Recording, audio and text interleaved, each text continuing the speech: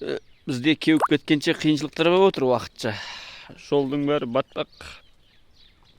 Анау жемқанадан жемді былай қарай жалғыз тасып әкеп отырмын арқалап. Арбаң вообще жүрмейді, кіріп кетеді дөңгелек жіңішке. Міне мал бағу оңай ғой дейсің ба? Арқалап таситын кездер болады осындай. Мынау қайта кішкене мөшек 35-40 килограмм гәне.